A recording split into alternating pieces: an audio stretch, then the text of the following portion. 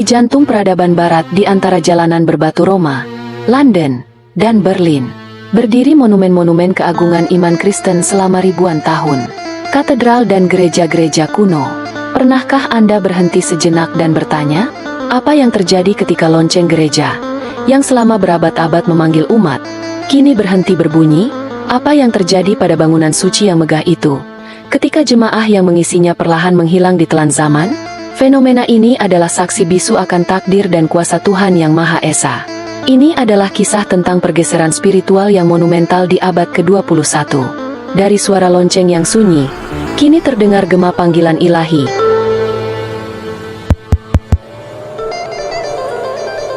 Allahu Akbar, Allahu Akbar.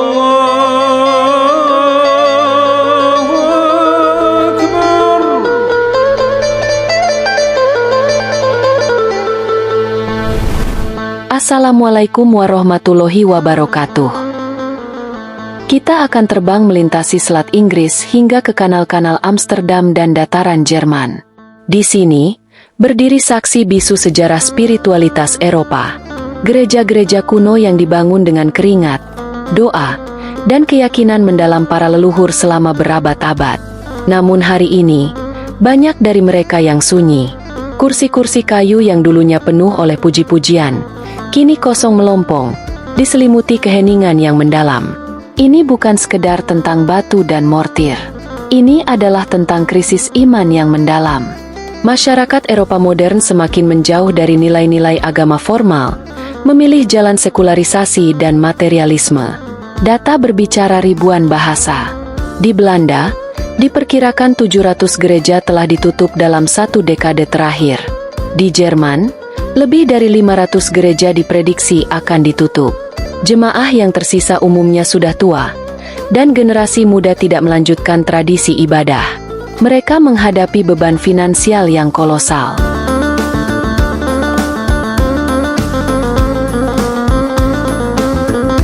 Kristen di Eropa masih menganggap diri mereka mayoritas.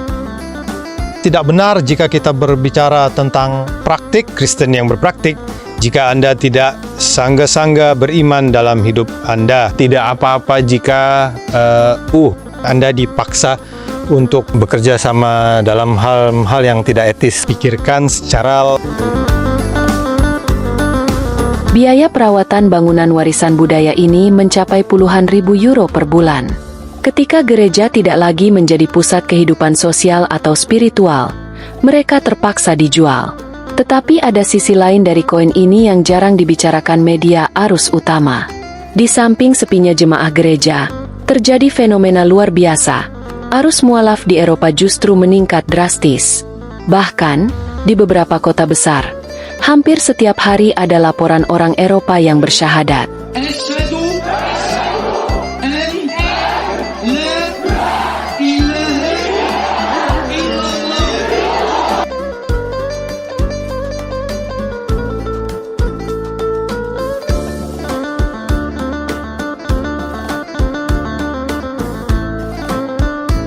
Islam bukan hanya tumbuh secara demografis melalui imigrasi, tetapi juga melalui konversi iman. Inilah takdir ilahi yang sedang bekerja. Dalam Islam, kita meyakini adanya takdir, kodo dan kodar, dan sunatullah, hukum alam, yang berlaku di muka bumi. Sejarah adalah roda yang berputar. Ada masa kejayaan, dan ada masa kemunduran.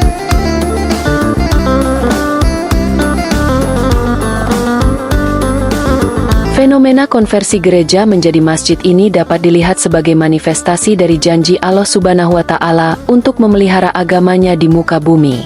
Ketika satu kaum berpaling dari rumah ibadahnya, Allah Subhanahu wa Ta'ala mungkin akan menggantikannya dengan kaum lain yang lebih bersyukur dan memakmurkan tempat-tempat suci tersebut. Subhanallah, masjid-masjid baru ini dipenuhi oleh orang-orang yang baru menemukan hidayah. Bangunan yang dulunya kosong, kini menjadi saksi bisu keindahan Islam yang menyentuh hati penduduk asli Eropa.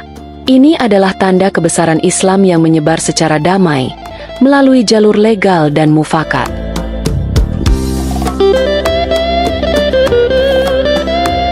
Fenomena mualaf ini memberikan energi baru bagi komunitas Muslim Eropa.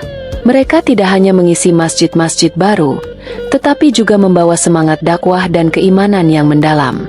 Ini bukan tentang penaklukan fisik, tapi penaklukan spiritual yang halus, yang membuat bangunan-bangunan suci itu kembali hidup dengan tujuan asalnya, beribadah kepada Sang Pencipta. Mari kita lihat sebuah contoh nyata di Hamburg, Jerman. Dulunya adalah gereja Kapernaum, sebuah bangunan Lutheran yang indah. Pada tahun 2002, gereja ini didekonsekrasi karena jemaahnya hanya tersisa belasan orang. Selama bertahun-tahun, bangunan ini terlantar, menjadi target vandalisme.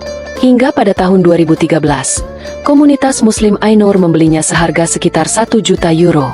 Yang paling indah dari kisah ini adalah prosesnya yang damai. Pendeta setempat, Pastor Sieghard Wilm, bahkan dilaporkan mendukung penjualan tersebut, dengan mengatakan bahwa bangunan itu lebih baik digunakan untuk beribadah oleh komunitas lain daripada dibiarkan kosong dan rusak.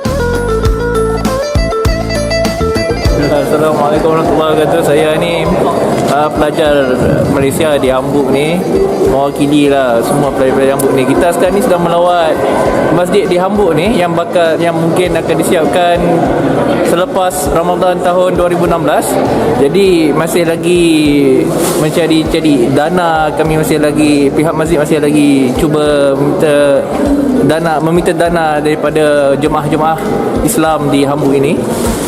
Saya difahamkan kos untuk membeli gereja ini saja berjumlah 1 juta euro, dan kos untuk mengubah suai gereja ini menjadi masjid berjumlah 2.5 juta. Kini, tempat itu bergema dengan panggilan adzan 5 kali sehari, bukan lagi lonceng gereja. Ruang ibadah yang dulunya sunyi, kini penuh sesak oleh ribuan jemaah pada hari Jumat. Karpet-karpet indah terhampar di atas lantai bekas altar. Dan yang mengharukan, banyak dari wajah-wajah baru di sana adalah mualaf Jerman, penduduk asli yang menemukan kedamaian dalam Islam di tempat yang dulunya adalah gereja masa kecil mereka.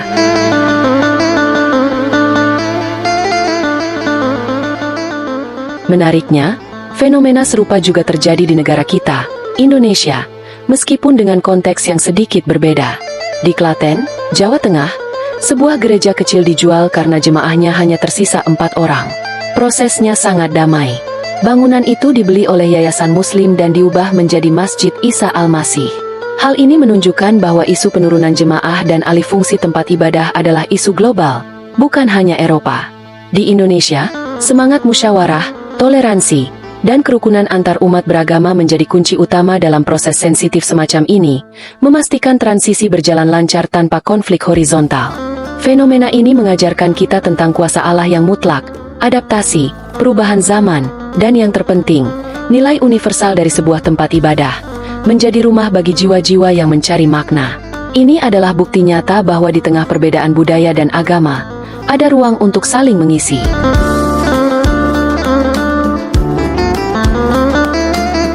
Eropa sedang menulis ulang narasi keberagamaannya.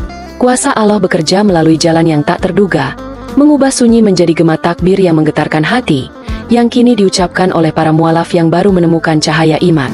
Perubahan adalah satu-satunya yang abadi di dunia ini. Kuasa Tuhan nyata dalam setiap pergeseran zaman. Bagikan pandangan Anda di kolom komentar di bawah. Apakah Anda melihat ini sebagai tanda akhir zaman? Diskusi yang sehat dan beradab sangat kami harapkan. Jangan lupa like, share, dan subscribe untuk kisah-kisah mendalam lainnya. Terima kasih telah menemani perjalanan refleksi ini. Sampai jumpa di video selanjutnya. Wassalamualaikum warahmatullahi wabarakatuh.